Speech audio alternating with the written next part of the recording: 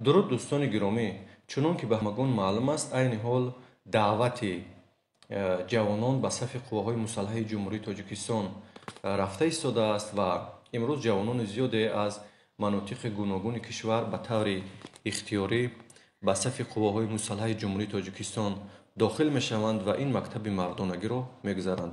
Дар суҳбати мо қарор дорад Насимҷон, яке аз ҷавононе ки тасмим гирифт баъди хатми донишгоҳ ба хизмати ҳарбӣ биравад. дуруд бар шумо. Дуруд, саломат бошед. Зинда бошед. Чӣ ҳол аҳвол доред? Ҳама хуб, на саломат. хуб, чӣ гуна тасмим гирифтед ки масалан баъди хатми донишгоҳ ба сафи қувваи мусаллаҳаи ҷумҳурии Тоҷикистон ҳамроҳ шавед? баъд аз хатми донишгоҳ ҳамроҳ бо волидайн суҳбат кардем. Ин хоҳиши шахсии ман буд. ва дар розигӣ бо волидайн ва падар модар ин тасмими маро дастгирӣ карданд ки ҳамчун як ҷавонмарди ҷумҳурии Тоҷикистон рафта дар сафи қувваи мусаллаҳаи ҷумҳурии Тоҷикистон хизмати модар-ватанро адо намоям. шумо аз кадом ноҳия? аз ноҳияи Фархор, ҷамоати ҳояти Гулшан, деҳаи Бӯстон ҳастем. дар донишгоҳи давлатии Кӯлоб таҳсил мекунем. ҳамкурсон бале ҳастанд. мо ду нафар ҳамсабақ ҳамкурс якҷоя дар сафи қувваи мусаллаҳ ба хизмати ҳарбӣ аризаи худро пешниҳод намудем ва худо хоҳад рафта хизмат. падар модар ягон мамнуният масалан чер накарданда? ҳама падар модар розӣ буданд ки шумо? бале, ин тасмимро вақти ман ба онҳо пешниҳод кардам, баръакс онҳо маро дастгирӣ карданд ва ин фикри маро дастгирӣ карданд ва пайравӣ карданд. дар оила чанд фарзанд ҳастед? дар оила ҳамагӣ 7 фарзанд ҳастем. 5 ҷавонписар, 2 ҷавондухтар. бародаротон калонсол ҳастанд аз шумо? бародари калонӣ ҳамчун омӯзгор дар донишгоҳ кор мекунад. бародари дигар дар Федератсияи Сиёсат дар муҳоҷират. 2 бародари дигаршон ҳамчун ман донишҷӯ ҳастанд. айни ҳоло дар курси сеюм. бародарони калонӣ хизмат кардагӣ ҳастанд? не, онҳо хизмат накард. онҳо баъди хатми баъди донишгоҳ ба омӯзгорӣ машғул шуданд. бародари дигари ҳамчун муҳоҷир ба Федератсияи Россия ҳамчун. беҳтарин. хуб, ба назари шумо ҳамин ҳимояи марзу бум барои як ҷавони тоҷик бояд чӣ гуна пазируфта шавад?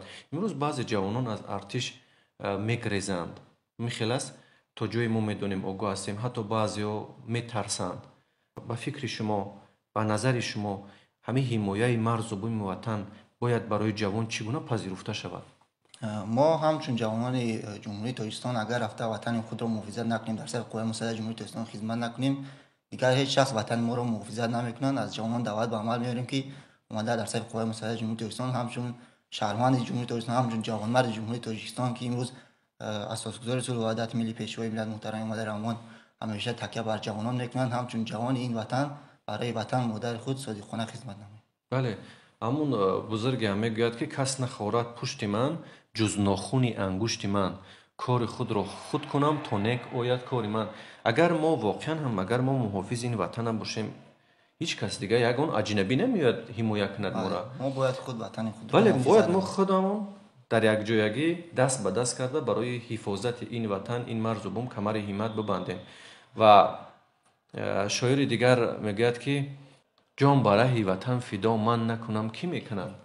воқеан ҳам агар мо барои ин ватан муҳофизгар набошем, муҳофизат накунем, ҳеҷ каси дигар ягон бегуна омада хизмат намекунад. хуб, Насимҷон, ба ҷавононе ки айни ҳол моро мебинанд ва ҷавононе ки нияти хизмат дар артиш доранд чӣ гуфтанӣ доред? ба ҷавонон, ба тамоми ҷавони ҷумҳурии Тоҷикистон гуфтанӣ онро дорам ки омада дар сафи қувваи мусаллаҳаи ҷумҳурии Тоҷикистон хизмат намоянд, қарзи шаҳрвандии худро адо намоянд, баҳри ватан модари худ содиқона хизмат намоянд. шумо аз ҷиҳати равонӣ ё мегӯянд аз ҷиҳати психологӣ ҳама ҷиҳата худро омода кардагӣ ҳастед ки дар хизмат роҳат нест, хизмат ҳам масалан мушкилӣ дорад, хизмат ҳам машқҳои пагоҳирӯзию дигар корҳо дорад ки яъне мисли хонаи модар нест ки роҳат карда хоб кунӣ, хоби ба ҳаздур кунӣ. яъне пешакӣ худтонро омода карда истодаем. албатта аз ҷиҳати рӯҳию равонӣ мо омода ҳастем баҳри ватани худ хизмат намоем ва ба ҳама он мушкилиҳое ки аслан мушкилӣ ҳам нестанд гӯем омода ҳастем ки барои ватани худ хизмат намоем. аз дигар бачаҳое ки масалан хизмати ҳарбиро адо кардан, хатм кардан, аз онҳо пурсидед ки масалан хизмат чӣ хел аст, умуман кунҷковӣ кардед дар ин масъала? бале, дар деҳот вақте ки бо ҳамсинфон, аксарияти ҳамсинфон ман махсусан хизмат карда ҳастанд, борҳо ҳамсӯҳбат шудем аз рафти хизмати онҳо, чӣ гуна будани шарту шароитҳо, вазъияти хизмат ба қадри кофӣ огоҳ ҳастем. бале, яъне онҳо чӣ назар доштанд масалан нисбат ба солҳои гузашта хизмат имрӯз хуб аст, бад аст, беҳтар аст, чӣ хел аст? хизмат имрӯз рӯ ба беҳбудӣ ниёда аст, пешравиҳо ҳастанд, чӣ гуна ба ҳама қисмҳои ҳарбӣ, масалан таҷҳизотҳои ҳарбӣ чӣ иншоотҳои замонавӣ сохта ба истифода дошта истоданд. хизмат рӯ ба беҳбудӣ аст, иншоалло хизмат хуб. хуб, баъди хизмат чӣ нақша доред? Агар хизмата худо хоҳад хатм кардед, оиладор мешавед ё ки масалан магистратура месупоред, чӣ нақшаҳо доред?